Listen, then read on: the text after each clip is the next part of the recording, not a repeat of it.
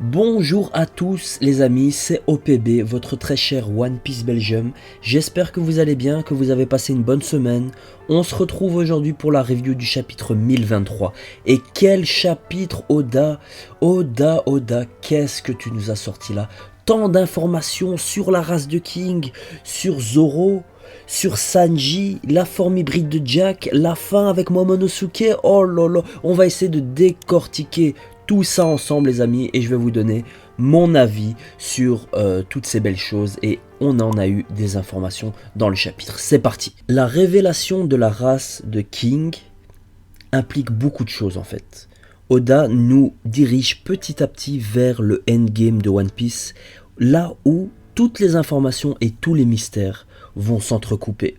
Parce que bon, la race de King, qui est maintenant, on le sait, la race Lunaria, ou la tribu Lunaria, eh bien, cette race implique beaucoup de choses. Premièrement, on a Marco qui s'est souvenu d'une des conversations qu'il avait eues avec Barbe Blanche, où il lui a dit que il y a bien longtemps, à l'endroit de Marijoa, il y avait un pays, le pays de Lunaria, le pays de la tribu de Lunaria, et apparemment c'était un pays de dieux.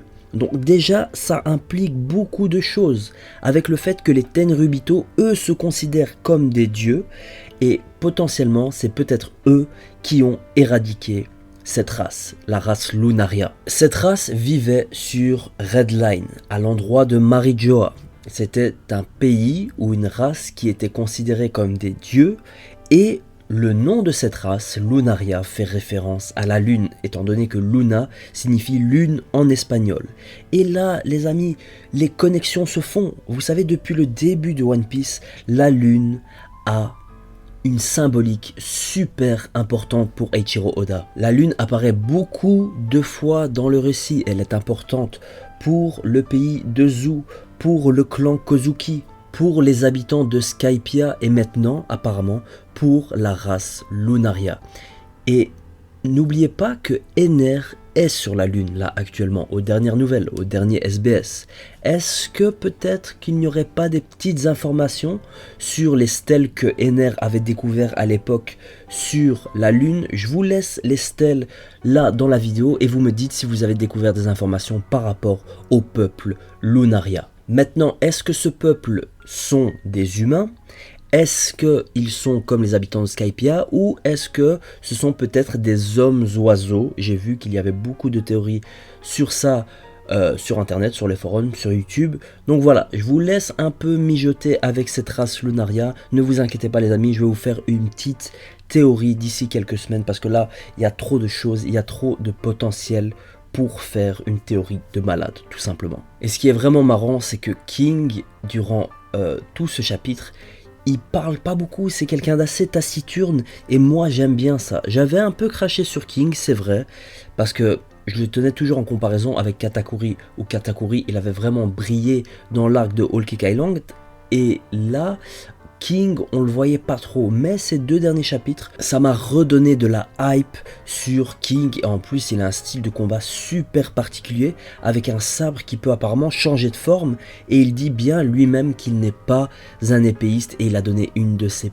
pêches à Zoro, qu'il a bloqué avec son sabre dans la bouche, mais en tout cas c'est super classe, hâte de voir la suite de ce combat. Et en parlant toujours de la tribu de Lunaria, peut-être qu'ils s'appellent les Lunariens, qui sait, mais apparemment, et oh là là, quelle dinguerie, Queen a émis l'hypothèse ou a laissé planer le doute que peut-être que Sanji a des gènes de la tribu de Lunaria en lui, parce que oui les amis, dans ce chapitre, Sanji ne se sent pas très bien, peut-être que c'est dû à l'utilisation de son raid suit, mais en tout cas, une chose est sûre, c'est que je pense que c'est son exosquelette qui est en train de se développer, et les gènes de la tribu de Lunaria qui sont en train de se développer. Parce que, souvenez-vous, dans le scan passé les amis, Marco a dit que la race de King pouvait contrôler le feu. Et là, on a bim une explication en fait de la fameuse Diable Jump de Sanji. Sanji peut émettre du feu sur sa jambe, non pas grâce à la friction de l'air et au fait qu'il se tourne, mais tout simplement parce qu'il a des gènes de la tribu de King en lui.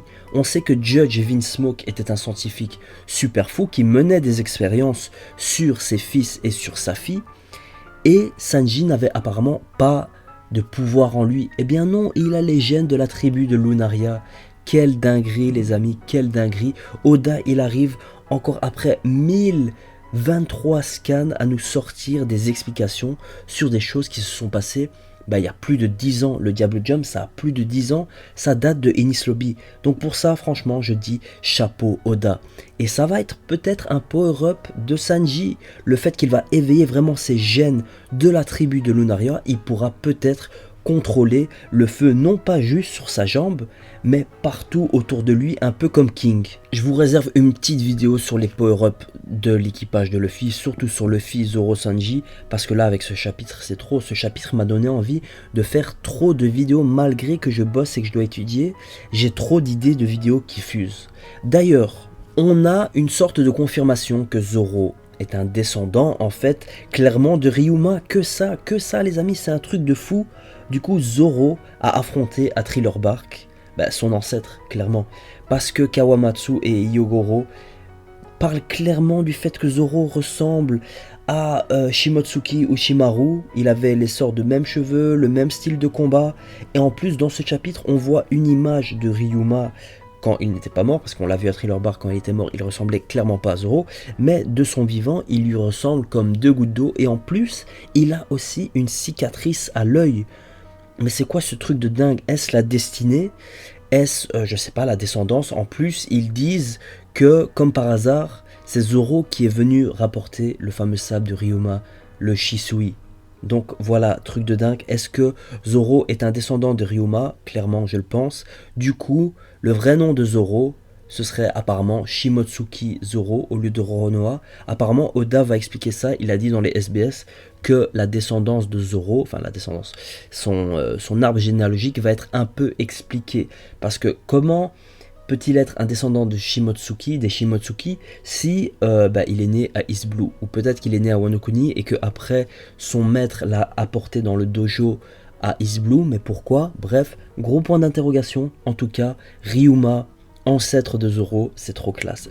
Ce chapitre, Oda, il a balancé que des masterclass et j'ai pas encore parlé de tous les trucs qui se sont passés dans le chapitre. Truc de dingue, truc de dingue. Bon, on a eu Jack en forme hybride, un tout petit peu déçu pour sa forme parce qu'en fait il ressemble clairement à sa forme normale en mode Zoan, juste on voit son torse et ses bras.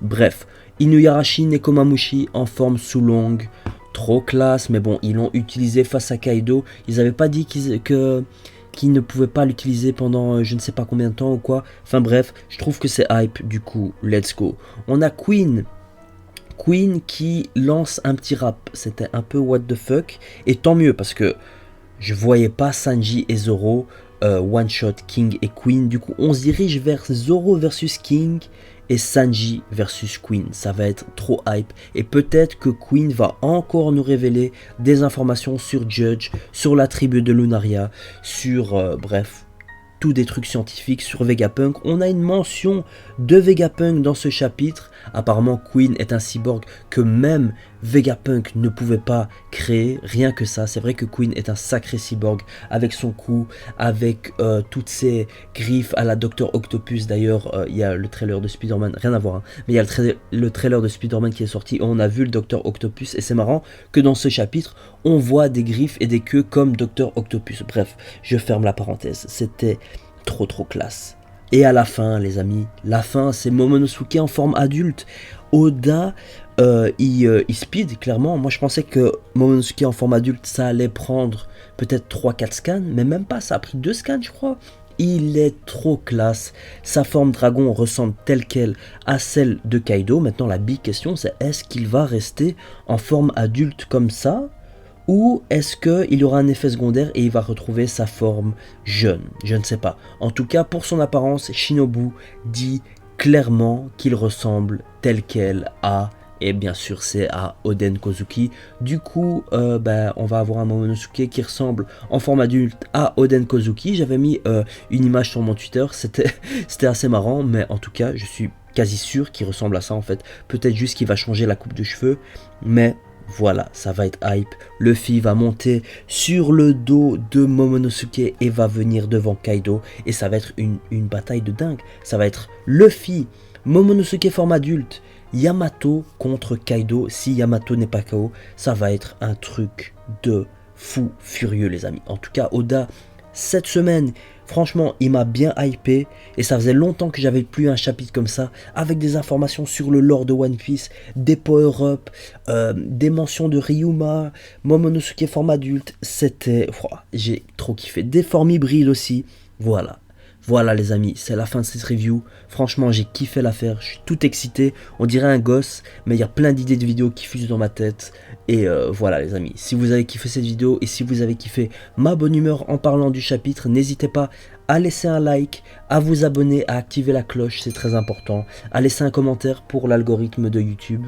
Et voilà les amis, on se dit à la semaine prochaine pour le chapitre 1024. Et non, il n'y a pas de pause, ça fait super plaisir. Et voilà, il y a eu un chapitre de Vivi dessiné par l'auteur de Nisekoi, si ça intéresse quelques personnes ici. Je pense que Scantrad va le sortir, mais je suis pas sûr. Mais bon, voilà, on a beaucoup de matériel de One Piece ces derniers temps et ça fait clairement plaisir. Voilà les amis, c'était One Piece Belgium, j'espère que vous avez kiffé. À la semaine prochaine et salut, prenez soin de vous.